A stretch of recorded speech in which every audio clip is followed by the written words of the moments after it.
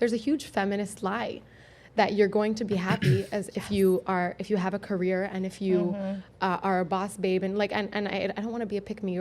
Right. So I just want to address this little section because the pick me part is why I picked the video for us, because you've been called that a lot. A lot. But I want to talk about this initial thing, and that they're told that if they want to be happy, they need to be an independent and a boss babe. Can we just acknowledge the fact that no man ever says, I just want to be an independent man? It's called adulting. Right. Congratulations. You have your shit together. You have a job. You're able to take care of yourself. Bravo. Right. Bravo. Congratulations. You can have an applause because you're doing the same thing that all of society is doing. Neato. In the event that you are a boss babe and you make 6 figures a year and you are doing the thing, I would assume that you're happy doing what you're doing. And if that's the case, great. But do you think that you're going to be able to blend a career with a family when you're working those kind of hours and doing that kind of work? Because it's not easy. That's why most men are not present when they are working, running businesses, multi-million-dollar companies, unless they're taking vacations. They are not as active in the kids' lives as the mother is. Excuse me. I also need to address the fact that I am freaking going through it over here. I have some sort of sinus thing going on and it's in my chest now. So as I'm blowing my nose and coughing and clearing my throat, I know that it's disgusting. I'm trying not to do it without being muted. But I still wanted to get the content up. So you guys get to listen to all of my mucus fun. You ready? You ready to go? Yeah. Girl, that's not why I'm saying this. If you want to have your career, you go for it. But I noticed for myself that I was doing that against my nature. Pause it. Yes, ma'am. I agree with that statement. There are women out there who thrive on being busy and working and making their own money. That's dope. That is not for me. You know, Do you think you were going against your own nature? Oh yeah, 100%. Even though you were brought up to hate men and to do that feminist, I'm independent, screw men. Yeah. That's twice now I wanted to drop the F-bomb and stop myself. I was miserable. Yeah. It is exhausting doing all of that. And not exhausting in a physical way, it's exhausting in a mental way. Like, it was water trying to be fire. It was hard. And I'm getting ready to go back to my tattoo apprenticeship. Right. And that's different for me. That's something I enjoy doing. Right. I like art and coloring and... Well, you're also not working for somebody else either. You're working for us. Right. Because we own the shop. So that to me, like, it's almost like a hobby. Like I'm doing my hobby as my job. right. It's the way it's supposed to feel. Right. But the boss babe, independent woman, I don't need a man, I can pay all of my own bills, that's not for me. So wrong button. There we go. Hey, I'm working this thing. Now it's on me. So I have a whole lot of buttons that I got to figure out which one's doing what without looking down and going, and I'll get there eventually. One day this will be seamless and smooth.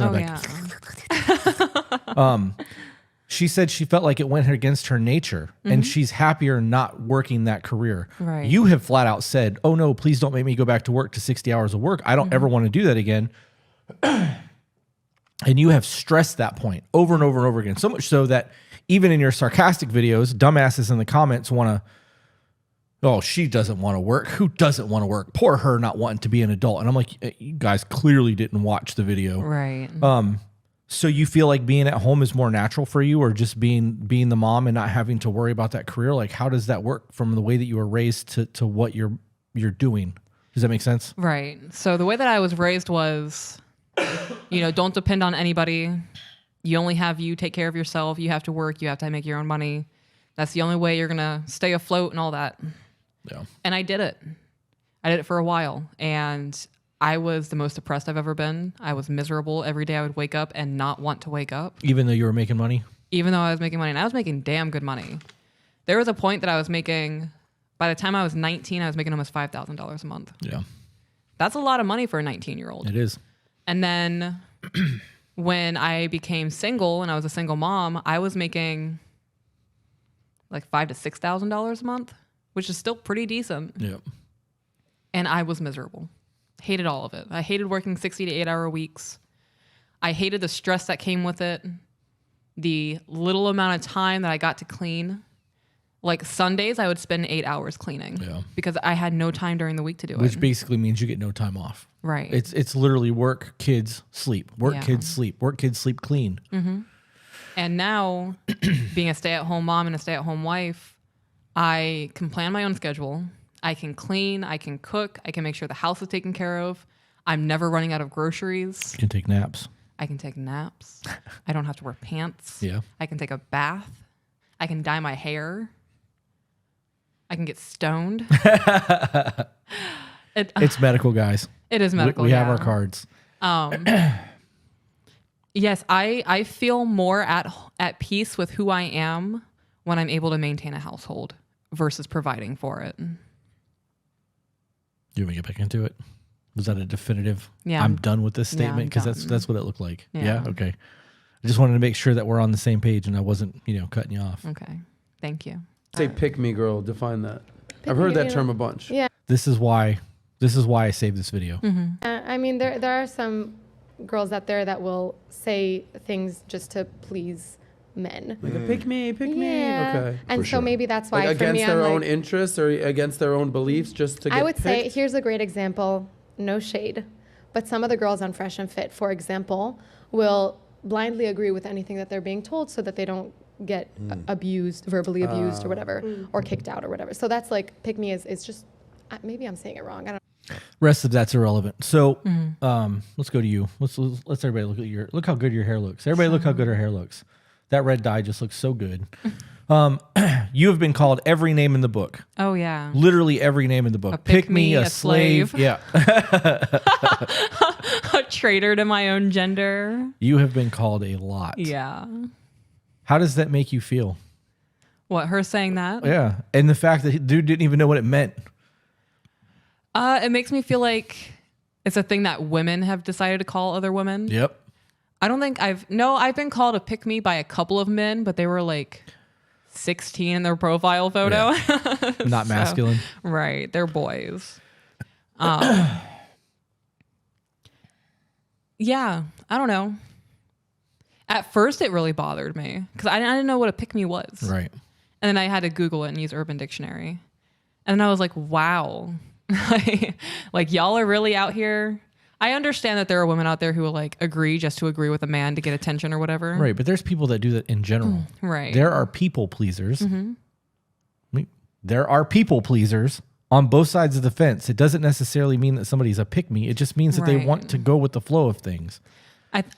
The way that I decided, but like defined it in my mind was a pick me is equivalent to a simp. Right? Does that make sense? Yeah, it does. I don't know. I think that because you're speaking against the narrative, Right. you're speaking against feminazis, you're speaking against men who are, speaking for men who are, have a high suicide rate, who are tired of being shit on, who are tired of being victimized, even though, they don't want to acknowledge the fact that that's a thing. And because you're speaking on it, it's pissing off your gender, Right. and you are going against the grain. So they're looking for a way to call you something. It's no different than somebody like Larry Elder or Candace Owens being called an Uncle Tom. You're just trying to negate something somebody's saying and shit on them because you don't like what they're saying. Maybe because you have to think about, okay, maybe we're actually wrong in doing what we're doing. Right. And like, I don't know, people really don't like the shit that you have to say. This is the same community that when I left my ex-husband and I placed all of the blame on him, I was perfect. Yeah. And I placed all of the blame on him. They were patting me on the back, like, you go, girl, get your bag, do your thing. Like, they were there for me. Yeah. But then I started taking some self-accountability and realizing that women aren't the only ones who have it hard in the universe. I'm willing to Now bet. I'm a pick me. Yeah. I'm willing to bet that those are the same women who are like, you should go for alimony and child support and take him for everything he's got. Yeah. And Disgusting. yeah. You want to go to the next one? Next one. All right. I really hate that term. I hate buzzwords, period. I am not a fan of all these new things. Like if you've got a term for something and you want to be able to define it, find the word that already exists that defines it and utilize it. Right. Instead of trying to create some new word that we now have to go look up because you're too effing stupid, caught myself, Good job. to actually learn the English language.